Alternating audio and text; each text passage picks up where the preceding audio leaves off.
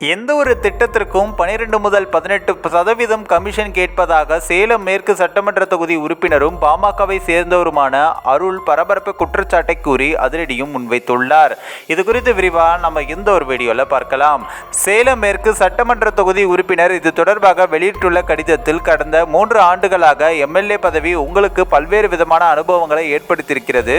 கடந்த 2021ஆம் ஆண்டு சட்டமன்ற தேர்தலில் பெரும் வெற்றி பெற செய்தார்கள். இப்போ திமுகவுக்கு பெரிய வேலை வந்தாச்சு. நானும் உங்களைப் போல நமக்கு இட்டு போட்ட மக்களது வேலைக்காரன் என்ற எண்ணத்தோடு ஊர் ஊராக தெரு தெருவாக வீடு வீடாக சென்று மக்களை சந்திக்கிறேன், மனுக்களை வாங்குகிறேன், மக்களுடைய பொதுவான கோரிக்கைகளையும் கேட்கிறேன். அப்படின்னும் நான் எழுதும் கீழ்கண்ட கருத்துகள் அனைவரையும் அரவணைத்து பாராட்டும்படி செயல்படும் 4 அமைச்சர்கள் தவிர்த்து மற்ற அனைத்து அமைச்சர்களுக்கும் பொருந்தும் என்றும், காபி சாப்பிட்டியா, என்னோடு நீ டிபன் சாப்பிட்டே ஆக வேண்டும் என அன்பொழுக பேசி சாப்பிட்டு முடித்து, அண்ணா ஒரு வேலை என்றால் கொடு, ஏபிஏ இதை உடனே செய்து கொடு எனும்போது நமது காதில் தேன் பாய மகிழ நான் கொடுத்த ஏதும் இது நாள் வரை நடக்கல, உங்களுக்கு ஏதாவது நடந்தா என்பதை உங்களுக்கு சிந்தனைக்கே நீங்க விட்டு விடுகிறேன் என்றும், சில அமைச்சர்களிடம் நாம் தனிப்பட்ட முறையில் பரிந்துரைப்பது நேரடியாக யாருக்காக பரிந்துரைக்கிறோமோ அவர்களிடமே அமைச்சர்களது உதவியாளர்கள் நேரடியாக டீல், அதாங்க டீல், புரிஞ்சுதில்ல, செய்து எம்எல்ஏவான நம்மை அவமானப்படுத்திய நிகழ்வு மதுரையை சேர்ந்த பத்தினமானவர் உள்ளிட்ட பலரால் எனக்கு ஏற்பட்டது. இதே வேலையா போச்சு, கண்டிப்பாக தட்டி கேட்கணும்.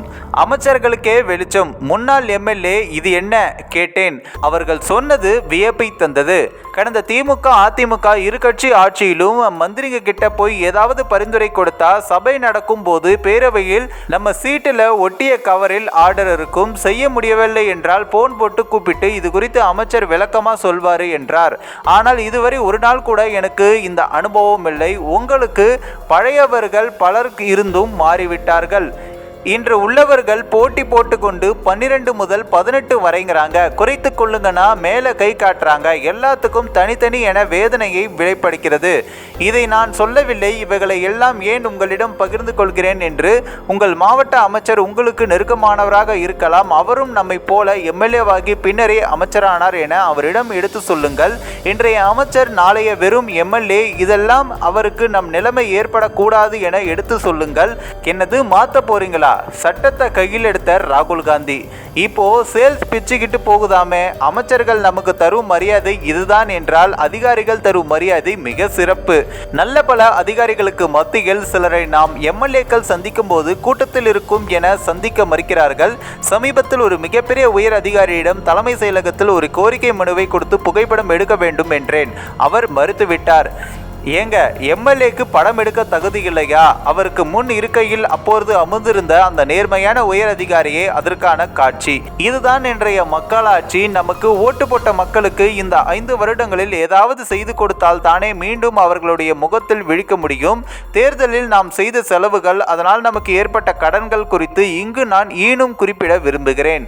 என் மனதில் இருக்கும் இந்த பல வேதனைகள் உங்களுக்கும் இருக்கும் என்பதை நான் அறிவேன். அப்படி இல்லை என்றால் நீங்களும் ஆளுங்கட்சி மாவட்ட செயலாளர் இருப்பீர்கள். இந்த கூட்டத்தொடரில் ஆளும் கட்சி, எதிர்கட்சி, கூட்டணி கட்சி, கூட்டணி இல்லா கட்சி என்ற பாகுபாடு இன்றி அனைத்து எம்எல்ஏக்களும் மாண்புமிகு முதல்வரிடம் முறையிட்டு நமக்கு அமைச்சர்களால் ஏற்படும் புறக்கணிப்புகளையும் அவமானங்களையும் ஒன்றாகவோ தனித்தனியாகவோ வாய்ப்பு கிடைக்கும் போது தனிமையிலேயோ சபையிலேயோ முதல்வர் அவர்களது செயலாளர்கள் உதவியாளர்கள் மூலமோ எடுத்துரையுங்கள். நேரில் சொல்ல முடியாவிட்டால் முதல்வர் அவர்களுக்கு கடிதமாவது கொடுங்கள். பேரவையில் உள்ள 234 எம்எல்ஏக்களும் மக்களால் வாக்களித்து தேர்ந்தெடுக்கப்பட்டவர்களே என்பதை அமைச்சர்களுக்கு மாண்புமிகு முதல்வர் அவர்கள் மூலமாக உணர்த்துவது அவசியம் என்றும், எம்எல்ஏக்கள் குறைந்தபட்ச உரிமையை மரியாதையை காப்போம் என்று கூறி அதிரவிட்டுள்ளார் பாமகவை சேர்ந்த எம்எல்ஏ அருள் அவர்கள். இந்த ஒரு வீடியோ குறித்து உங்களுடைய கருத்துக்களை நீங்க மறக்காம கமெண்ட்ஸ்ல சொல்லுங்க. நம்ம ஏஷியாநெட் நியூஸ் தமிழையும் தொடர்ந்து ஃபாலோ பண்ணுங்க.